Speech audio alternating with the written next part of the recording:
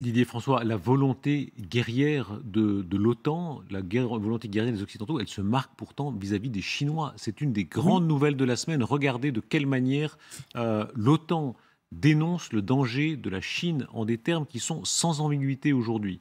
Nous travaillerons ensemble de manière responsable en tant qu'alliés pour répondre aux défis systémiques que la République populaire de Chine fait peser sur la sécurité euro-atlantique. C'est un cap vraiment. Il faut se rappeler que jusqu'à présent, l'OTAN en général faisait comme si la Chine pouvait choisir son camp. Là, et c'est bien. l'OTAN a l'air de dire vraiment la Chine a choisi son camp et ça n'est pas le Et nôtre. c'est bien dans ce cadre-là qu'on doit lire ce que nous faisons en Ukraine. C'est impossible de le faire autrement. C'est bien pour ça qu'on ne va pas aller en guerre contre la Russie. Prenons précisément la mesure de ça. La Chine qui est clairement l'ennemi de l'OTAN. Oui, c'est la première fois que Pékin, d'ailleurs, Darius, a été inclus dans le concept stratégique de l'OTAN. Le document a été mis à jour pour la dernière fois en 2010 et il expose les défis de sécurité auxquels l'Alliance est confrontée. Et bien désormais, les ambitions et les politiques coercitives de la Chine défient les intérêts, la sécurité et les valeurs de l'OTAN. En fait, l'OTAN dénonce en particulier le partenariat stratégique approfondi entre Pékin et Moscou et leur tentative mutuelle de miner l'ordre international basé sur ces règles. Je vous propose d'écouter le secrétaire général de l'OTAN, Jens Stoltenberg. Nous constatons un approfondissement du partenariat stratégique entre Moscou et Pékin. Et l'affirmation croissante de la Chine et ses politiques coercitives ont des conséquences pour la sécurité des alliés et de nos partenaires. La Chine renforce considérablement ses forces militaires, y compris ses armes nucléaires, intimide ses voisins et menace Taïwan. La Chine n'est pas notre adversaire, mais nous devons être lucides sur les graves défis qu'elle représente. Voilà un changement de ton qui n'est évidemment pas du goût de Pékin, qui accuse l'Alliance de remettre au devant de la scène les vestiges de la guerre froide. Dans un communiqué, regardez, la mission chinoise auprès de l'UE affirme « C'est l'OTAN qui crée des problèmes dans le monde. Nous exhortons donc l'OTAN à cesser de provoquer la confrontation en traçant des lignes idéologiques, à abandonner la mentalité de la guerre froide, de répandre la désinformation et les déclarations provocatrices contre la Chine. Puisque l'OTAN positionne la Chine comme un défi systémique, nous devons réagir de manière coordonnée. » Voilà, ça ressemble à une escalade, il faut dire les choses. Là, on ne parle pas simplement de deux armées dans le Donbass, on parle des plus grandes puissances militaires et nucléaires de la Terre. Guillaume Ancel. Attention, l'OTAN n'a pas de volonté politique. L'OTAN, c'est un club de défense qui appartient à ses membres. Donc, en fait, quand on dit l'OTAN... Il y en a qui pèsent plus que d'autres. Allez, les Américains pèsent un petit peu plus que la Lituanie. Quoi. Les États-Unis que la France. Et malheureusement, une Union européenne qui n'est pas unie au sein de l'OTAN, parce que sinon, on aurait deux partenaires presque équilibrés. Donc, en fait, là, ce qu'il faut entendre, c'est que les Américains font payer à l'Europe le fait qu'ils se surinvestissent dans cette crise en Ukraine, mais qu'en échange, ils veulent un surinvestissement des Européens sur leur confrontation à venir avec la Chine. Et du coup, on revient sur une logique de bloc qu'on croyait avoir abandonnée depuis des décennies, et on retrouve finalement un grand bloc chinois, et on fait payer aux Chinois le fait de ne pas avoir condamné. Ils ne l'ont pas soutenu en réalité, mais ils n'ont pas condamné l'offensive russe, et que la Russie, effectivement, est un bloc à disloquer. La déception de beaucoup. Dominique Moisy, très grand spécialiste en géopolitique, invité tout à l'heure de LCI, disait à quel point lui-même s'était trompé. Beaucoup de commentateurs disaient, vous allez voir, la Chine, c'est compliqué, ils vont être entre les deux, ils ne vont pas vraiment choisir leur camp. Oui, la Chine a choisi son camp, en gros, et pour l'instant, en tout cas, c'est plutôt la Russie contre nous, et il disait à quel point ça le déçoit et ça l'inquiète. Je crois que la Chine a choisi son camp de manière très claire, je dois dire beaucoup plus claire que je ne le pensais, ce qui montre à quel point Xi Jinping est un idéologue. En fait, le danger maximal, c'est que Poutine se voit comme l'héritier de Pierre le Grand. Et Xi Jinping est obsédé par la personnalité de Staline. Voilà un homme qui allait jusqu'au bout, qui centralisait le pouvoir de la manière la plus autoritaire. Je serais le Staline chinois. Voilà, perspective très inquiétante donnée par Dominique Moisy. Oui, il a tout à fait raison. Simplement, la Chine vient d'acheter quelques dizaines d'Airbus européens. Donc, je veux dire, elle n'a pas tout à fait renoncé à avoir des liens commerciaux. Voilà, une trentaine. Donc, elle n'a pas renoncé à avoir des intérêts en Europe, ni même sur sa stratégie de route de la soie et donc pour investir en Europe. Donc, il faut mettre un petit bémol. Je voudrais quand même dire que lors de cette réunion de l'OTAN, il a été défini un nouveau concept stratégique qui a quand même défini la Russie comme étant l'ennemi principal, enfin, le danger, pas l'ennemi, mais le danger principal en Europe. Évidemment, avec des répercussions en Chine. Pourquoi ? Parce qu'on sait très bien que l'Occident est extrêmement déçu de voir que la Chine ait défendu à ce point Vladimir Poutine dans son opération, alors que la Chine viole tout à fait régulièrement l'espace aérien de Taïwan. Ceci dit, l'OTAN, c'est pas l'organisation du traité de la mer de Chine ou du Japon. Jamais l'OTAN ne mettra un pied là-bas parce que c'est hors de son concept stratégique et géographique. L'OTAN est déjà sorti de son cadre tout à fait géographique, il me semble. L'Afghanistan est pas oui, non, mais peut-être. L'Afghanistan, vous imaginez un seul instant. C'est loin de l'Atlantique. Un seul instant que l'OTAN, qui n'a pas voulu intervenir en Ukraine, voudrait intervenir à Taïwan. Il en est hors de question. On ne prendrait pas ce risque. Mais on comprend bien qu'on ne parle pas que de ça, mais cette idée anglo-saxonne de la guerre préventive, on voit que dans leur histoire, Churchill face aux bolcheviks, Churchill face à Staline, Churchill face à Hitler, régulièrement les anglo-saxons ont eu cette idée qu'il faut peut-être faire la guerre maintenant plutôt que plus tard. Est-ce qu'il y a quelque chose de ça chez certains Américains, chez certains Anglais, que face à la Chine, il vaut mieux en découdre maintenant que dans 10 ans, quand la Chine sera encore plus forte? C'est la fameuse courbe de Thucydide, qui est effectivement regardée, qui est la base de la théorie d'un certain nombre de faucons du côté américain et chez les Britanniques, qui consiste à dire aujourd'hui, on a une puissance occidentale qui est là, mais qui décline. On a une puissance chinoise qui monte. On est encore en capacité de la bloquer, et si on attend que ça croise, c'est terminé. Donc, et ça se défend. C'est un raisonnement qui se défend. Non, c'est un raisonnement un peu mécanique, mais voilà. Mais donc il y a un courant. Que ce courant existe, évidemment qu'il existe. On se rappelle, aussi comment Reagan. On se rappelle comment Reagan, face à l'Union soviétique, avait dit à un moment donné, c'est le moment. Mais il n'y a pas de Il n'y a pas de guerre préventive. Il n'y a pas de guerre préventive contre un pays qui dispose d'armes nucléaires. Ça. C'est juste pas jouable. Mais il y a, pardon, je me permets encore de vous interrompre, il y a l'offensive économique, il y a les sanctions, il y a toutes sortes de manières d'agir contre une puissance pour la contrer. Il y a d'autres stratégies. Oui, en fait, la Chine n'a pas vraiment pris la position pro-russe, et ils n'ont pas été vraiment contre les Russes, mais ils ne se sont pas exprimés pour soutenir la Russie. Et quand on va en action... C'est pas ce que dit l'OTAN, hein. Oui, mais en action, il n'y a rien, parce qu'en action, ils achètent quoi? Le charbon avec 50% de réduction. Et surtout, la Chine, elle est intéressée aussi avec une réduction de 35%. Ils ont bloqué plusieurs projets qui étaient en cours avec la Russie. Ces projets sont stoppés net et on ne sait même pas s'ils vont être repris. Mais surtout, la Chine, aujourd'hui, elle a besoin de la Russie faible. Elle a besoin juste de robinets qui vont s'ouvrir, qui vont produire et le gaz. Sur ce même sujet, écoutez Jean-Pierre Raffarin, l'ancien Premier ministre français, qui pointe ce danger de la grande alliance russo-chinoise, ce G2 qui serait une sorte de contrepoids autocratique et tellement puissant au G7. Nous avons une grande crise énorme avec des menaces terribles. C'est une crise internationale, c'est la guerre et c'est en train de se détériorer partout. Je reviens, j'étais à l'ONU la semaine dernière pour Leader pour la paix. Ce qu'ils craignent le plus, c'est la fragilité de l'Europe, la fragilité de l'Afrique. Et qu'est-ce que ça veut dire ? Ça veut dire qu'on va vers un G2, le monde gouverné par la Chine et les États-Unis. Et ce monde-là, cet affrontement, ça conduit sans doute à la guerre. Voilà, le G2 de Poutine et de Xi. Il faut rappeler que c'était en février que les deux autocrates s'étaient vus. C'était à Pékin, c'était en marge des JO. Et beaucoup ont fait l'hypothèse, c'est notamment Alain Frachon du Monde, qui décrit de quelle manière les deux se sont entendus. Alors, comme toutes les alliances, elles sont pleines d'arrière-pensées, mais pour l'instant, se sont entendus contre les Occidentaux, avec un ressentiment très puissant contre les Occidentaux. Et c'est quasiment public depuis très longtemps, puisque de toute façon, la remise en cause du modèle que eux pensent que Poutine l'a écrit et Xi Jinping l'a écrit. Ils pensent que leur modèle doit remplacer, il est meilleur.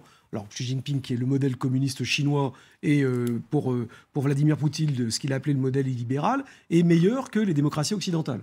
Et les Chinois en sont persuadés de ça et sont fixés comme objectif de devenir la puissance mondiale et le moteur qui attirerait, qui serait un peu le modèle d'attraction mondiale pour 2050. Donc oui, c'est logique. On peut aussi rajouter parfois des gens qui sont membres de l'OTAN, comme Erdogan, dans la remise en cause de la domination occidentale par l'ensemble de ces pays qui finalement ont cet accord entre eux, qui est la revanche face à l'Occident. C'est le moment de venir, il y a une opportunité, ça existe. Là aussi, excusez-moi, mais il y a une stratégie politique de la part des États-Unis. Ils se sont considérablement investis en Europe à cause de cette guerre en Ukraine. Ils sont en train de négocier un appui là-bas en Asie, parce qu'on sait très bien, le Premier ministre japonais était à la réunion du G7 en Allemagne. Donc on veut montrer une solidarité, parce que là-bas, il va falloir appuyer la stratégie Australie, Japon, Corée du Sud, contre l'expansionnisme chinois en effet. Et ce seront d'abord les États-Unis qui seront encore une fois au premier plan. Patrick Martin-Jeunier, cette façon américaine de désigner un ennemi et de s'y tenir, il faut dire ce qui est en off. En ce moment, beaucoup de diplomates français disent, on a été étonnés de voir à quel point en quelques jours, nos interlocuteurs américains nous disent, voilà, maintenant, l'adversaire, c'est la Chine. Il s'est passé là quelque chose comme un momentum. Il faut y aller face aux Chinois. Et c'est cette formule. Là, le défi systémique, la République populaire de Chine fait peser sur la sécurité euro-atlantique. D'autant qu'on est une puissance pacifique, rappelons-le. Tahiti, la Nouvelle-Calédonie. Enfin, nous, on s'y prépare. On est quand même le seul, quasiment le seul pays européen qui soyons aussi un pays pacifique. Il faut comprendre qu'on est pacifique avec la Réunion. C'est pas nouveau. C'était pas nouveau. C'était l'administration Obama, c'était l'administration Trump, et on continue sur l'administration Biden que les États-Unis se dirigent maintenant vers l'Asie. Mais la France est en première ligne face à la Chine. Avec la Polynésie, tout autour de nous, il y a toutes les îles, la Fidji, etc., qui sont en train de passer du côté chinois. Donc finalement, dans le Pacifique, il y a les Américains, il y a les Français, et on a fait des grands exercices dans lesquels l'armée de l'air a été capable de déployer plusieurs avions de chasse très rapidement, en 36 heures, jusque sur place à Tahiti. Oui. Et justement, l'objectif, c'est d'être capable de projeter plusieurs dizaines de rafales en une seule traite. Donc on a cette politique. Et finalement, c'est l'OTAN qui s'aligne sur la politique franco-américaine de containment autour de la Chine dans le Pacifique. Un allié qui est moins puissant, beaucoup moins puissant, moins peuplé, mais qui est beaucoup plus proche de l'Ukraine, allié de Vladimir Poutine, c'est la Biélorussie. On peut passer par la carte pour bien comprendre ce qui est en train de se passer. Ce soir, Vladimir Poutine dit qu'il compte beaucoup sur ce vassal, parce que le président Loukachenko est très soumis, Biélorussie, au nord de l'Ukraine, et il dit à quel point il entend même, d'une certaine manière, intégrer la Biélorussie à son dispositif militaire. Écoutez-le.